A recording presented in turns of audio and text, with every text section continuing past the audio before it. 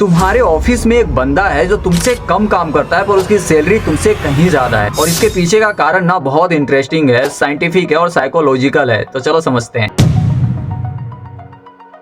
एक रीजन तो मैं तुम्हें अभी बता देता हूँ कि तुम्हारा काम अच्छा होने से तुम्हें प्रमोशन नहीं मिलता है, तुम्हारा काम दिखने से तुम्हें प्रमोशन मिलता है। और ये सिर्फ एक कारण नहीं है, ऐसे 3 कारण है जो तुम्हें अपनी ऑफिस में इनविजिबल बना देते हैं। और ये चीजें मैं तुम्हें ऐसे ही नहीं बता रहा हूँ, बल्कि एक रिसर्च किया गया प्रोफेशनल्स के ऊपर, जहाँ पे बताया गया है कि जो लोग अपने करियर में फास्ट ग्रो करते हैं ना, वो इन्हीं 3 चीजों को अपनी जिंदगी में अवॉइड करते हैं। तो इस वीडियो को एंड तक देखना, क्योंकि लास्ट में तुम्हें एक ऐसा तरीका बताऊंगा जो तुम्हारे बॉस को तुम्हें नोटिस करने पे बिल्कुल मजबूर कर देगा। तो चलिए शुरू करते हैं।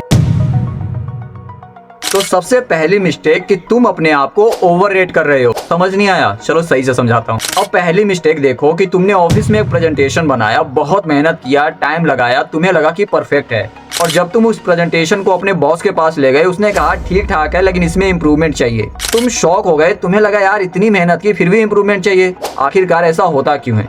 क्योंकि जब तुम अपना काम करते हो तुम्हें अपना काम परफेक्ट लगता है, अमेजिंग लगता है, और ये चीज नेचुरल है, ह्यूमन साइकोलॉजी है। तुम अपने काम को कंपेयर कर रहे हो अपने लास्ट टाइम के काम से कि कम से कम उससे बेटर और परफेक्ट तो है, पर कंपनी का जो बॉस होता है वो कंपनी के स्टैंडर्ड के हिसाब से, कॉम्पिटिटर के हिसाब से और बेस्ट प्रैक्टिसेस के हिसाब से तुम्हारे काम को कंपेयर करता है। एक स्टडी हुई जिसमें बताया गया कि 65% लोगों को ऐसा लगता है कि वो टॉप 25% लोगों में आते हैं, पर मैथमेटिकली ये पॉसिबल ही नहीं है, क्योंकि सब लोग टॉप 25 में कैसे आ सकते हैं? अब इससे होता है कि तुम खुद से गलत एक्सपेक्टेशंस रखते हो, तुम्हें फीडबैक मिलता है, तुम उसे एक्सेप्ट नहीं करते हो, क्योंकि तुम्हें ऐसा लगता है कि तुमने सब काम सही किया है, और इसी कारण से तुम कभी इंप्रूव ही नहीं कर पाते। अब पहली बात ये समझो कि तुम खुद को रेट कर रहे हो कि तुम 10/10 हो, पर शायद तुम रियलिटी में सिर्फ 6/10 हो, और ये चीज ना एक्सेप्ट करना बहुत अनकंफर्टेबल है पर जरूरी है। तो चलो अब दूसरे मिस्टेक के बारे में समझते हैं, जो इससे भी कहीं ज्यादा डेंजरस है। दूसरा मिस्टेक कि तुम्हारा काम इनविजिबल है। अब दिक्कत यह है कि तुम काम कर रहे हो, मेहनत कर रहे हो, रिजल्ट भी दे रहे हो, पर किसी को पता ही नहीं चल रहा है। अब मान लो कि एक ऑफिस में 2 लोग हैं, एक इंसान चुपचाप काम करता है, मेहनत करता है, अच्छे रिजल्ट भी ला करके देता है पर कुछ बोलता नहीं है। दूसरा इंसान जो काम भी करता है, ठीक ठाक रिजल्ट भी ला करके देता है, और मीटिंग्स में अपने रिजल्ट को रखता भी है और अपने मैनेजर्स को अपडेट भी देता रहता है। तो अब तुम बताओ कि इस प्रमोशन के टाइम पे प्रमोशन किसका होगा? ऑफ कोर्स दूसरे नंबर वाले का। अब देखो ये चीज ना अनफेयर नहीं है, बल्कि यही रियलिटी है। अब एक चीज को ना सही से समझो कि तुम्हारे बॉस के पास कितने सारे काम होते हैं, 15-20 टीम मेंबर्स हैं, 50-60 ईमेल्स भेजने होते हैं, रेगुलर मीटिंग्स करनी होती है, प्रॉब्लम सॉल्व करने होते हैं। तो तुम्हारे बॉस के पास इतना फुर्सत ही नहीं है कि वो तुम्हारे काम को नोटिस करे जब तक तुम उसे बताओगे नहीं। अब एक रिसर्च में भी बताया गया है कि जो कंपनी के मैनेजर्स होते हैं ना, वो 10-12% काम को ही याद रखते हैं, बाकी सारे काम को भूल जाते हैं। अब मान लो कि प्रमोशन का डिस्कशन चल रहा है और तुम्हारे मैनेजर को तुम्हारा नाम याद ही नहीं आ रहा है कि तुमने क्या अचीव किया है, तो तुम्हारा नाम प्रमोशन की लिस्ट में कैसे आएगा? इतनी सिंपल सी बात है। अब तुम्हें ऐसा लग रहा होगा कि अगर मैंने अपने बारे में इतना कुछ बताना शुरू कर दिया तब तो ये शो ऑफ लगने लगेगा, पर नहीं, इसके बीच में एक डिफरेंस भी है। अब शो ऑफ ये होता है कि तुम बार बार अपने बॉस को बताते रहो कि देखो मैंने कितना अच्छा काम किया है, देखो मैंने परफेक्ट काम किया है, पर ऐसा नहीं होता है। एक जो सही अपडेट ये होता है कि तुमने क्या कंप्लीट किया है, उससे क्या रिजल्ट आया और कंपनी को उससे क्या फायदा होगा, इस तरीके से अपडेट करना होता है। तो जो पहला तरीका है ना, वो थोड़ा इरिटेटिंग हो सकता है, पर दूसरा कंपनी की जरूरत है। तो चलो अब थर्ड मिस्टेक के बारे में जानते हैं, जो जानना सबसे ज्यादा इंपॉर्टेंट है। अब तीसरी सबसे बड़ी प्रॉब्लम यह है कि तुम कंपनी में बैठ के सिर्फ अपने टास्क को कंप्लीट किए जा रहे हो। तुम सिर्फ काम को कंप्लीट करने वाले माइंडसेट से काम कर रहे हो, प्रॉब्लम को सोल्व करने वाले माइंडसेट से तो बिल्कुल भी नहीं। अब मान लो तुम्हारे बॉस ने तुम्हें कहा कि एक रिपोर्ट बनाओ। अब जो नॉर्मल इंसान है वो क्या सोचेगा? रिपोर्ट ही तो बनाना है, बनाया, सेंड कर दिया, डन। अब सोचो कि एक बेटर थिंकिंग वाला इंसान कैसे सोचेगा कि बॉस को रिपोर्ट क्यों चाहिए, बॉस को क्या डिसीजन लेने हैं, और मैं उनकी कैसे हेल्प कर सकता हूँ एक अच्छा रिपोर्ट बना करके, ताकि उनको डिसीजन लेने में आसानी हो। अब तुम खुद बताओ कि कंपनी के लिए वैल्यूएबल कौन सा इंसान होगा? ऑफ कोर्स बेटर थिंकिंग वाला। अब मैं तुम्हें एक रियल कहानी सुनाता हूँ। मेरा एक फ्रेंड एक कंपनी में काम करता था, जहाँ पे एक टास्क को करने के लिए डेली 5 से 6 घंटे वेस्ट होते थे।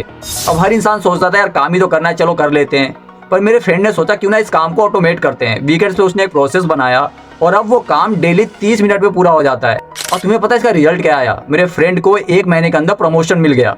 अब आखिरकार ऐसा हुआ क्यों? क्योंकि उसने काम का ओनरशिप लिया, अपने रोल के बियॉन्ड जाकर के सोचा, कंपनी की प्रॉब्लम सॉल्व की। अब तुम खुद से एक सवाल पूछो ना यार कि तुमने लास्ट मंथ अपनी कंपनी के लिए कौन सा प्रॉब्लम सॉल्व किया, या डेली जाकर के अपने टास्क को कंप्लीट किया और अपने टाइम को पूरा होने के बाद घर वापस आ गए। अगर तुम्हारा आंसर ये है कि तुमने सिर्फ टास्क कंप्लीट किया ना, तो असली प्रॉब्लम यही है जो तुम्हें फिक्स करना है। पर ये सब चीज तो प्रॉब्लम हो गई, पर अब करना क्या है, सॉल्यूशन क्या है? चलो मैं आगे बताता हूँ। कुछ नहीं करना है, इन 3 चीजों को फॉलो करना है। कल से ही स्टार्ट कर दो और तुम्हें इंप्रूवमेंट दिखना शुरू भी हो जाएगा। तो नंबर 1, कल जब तुम ऑफिस जाते हो ना, अपने मैनेजर के पास जाओ, उनसे रियल फीडबैक मांगो कि सर मुझे बताइए कि मैं क्या इंप्रूव कर सकता हूँ, मैं क्यों लैग कर रहा हूँ और मैं कहाँ बेटर हो सकता हूँ। अब देखो शुरू में ना ये बहुत ज़्यादा अनकंफर्टेबल लगेगा, बिल्कुल सही बात है, पर ये चीज़ करना बहुत ज़्यादा ज़रूरी है क्योंकि इसके बगैर सब इम्पॉसिबल है। क्योंकि अगर तुम्हें प्रॉब्लम पता ही नहीं रहेगा तो तुम उसे फिक्स कैसे करोगे। और एक बात और, जब तुम्हें फीडबैक मिले ना तो वहाँ डिफेंसिव मत बनना, उसे एक्सेप्ट करना, सुनना, नोटिस कर लेना, क्योंकि रियल ग्रोथ वहीं से आती है। अब दूसरा काम जो तुम्हें करना है कि वीकली अपडेट भेजना है। अब सुनो, तुम्हें करना क्या है कि हर वीक तुम्हें एक रूल बनाना है कि वीक के एंड पे तुम अपने मैनेजर को एक मेल भेजोगे, सिंपल वीक अपडेट के नाम से, जिसमें तुम्हें लिखना है कि इस वीक तुमने क्या काम किया, उससे क्या तुम्हें रिजल्ट आए, नेक्स्ट वीक का तुम्हारा क्या प्लान है और साथ ही साथ तुम्हें क्या डिफिकल्टी फेस करनी पड़ी है। 5 से 10 मिनट का टाइम लगेगा पर इसका इम्पैक्ट बहुत ज़्यादा बड़ा होने वाला है।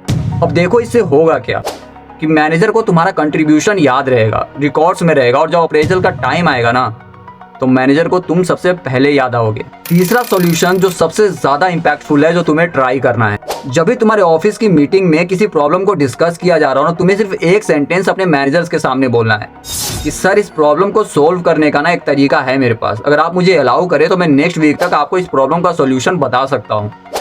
सिंपल सेंटेंस है पर इसका इम्पैक्ट बहुत बड़ा होने वाला है। लेकिन इससे दिखेगा क्या कि तुमने इनिशिएटिव लिया, तुमने अपने काम का ओनरशिप लिया और साथ ही साथ तुमने अपना प्रॉब्लम सॉल्विंग माइंडसेट भी दिखाया। अब ये सब चीज़ें मैं ऐसे ही नहीं बोल रहा हूँ, बल्कि ये रिसर्च बेस्ड है। कंपनी में अक्सर उन्हीं लोगों को प्रमोशन मिलता है जो प्रॉब्लम सॉल्विंग पे ध्यान देते हैं, वरना टास्क करने वाले तो कंपनी में भरे पड़े हैं। तो इन 3 चीज़ों को ट्राई करो, रिजल्ट तुम्हें गारंटीड मिलेगा। अब देखो दोस्तों, अगर करियर में ग्रोथ चाहिए ना तो इन 3 चीज़ों को तो अवॉइड करना ही पड़ेगा। ओवर कॉन्फिडेंस, इनविजिबिलिटी और टास्क माइंडसेट।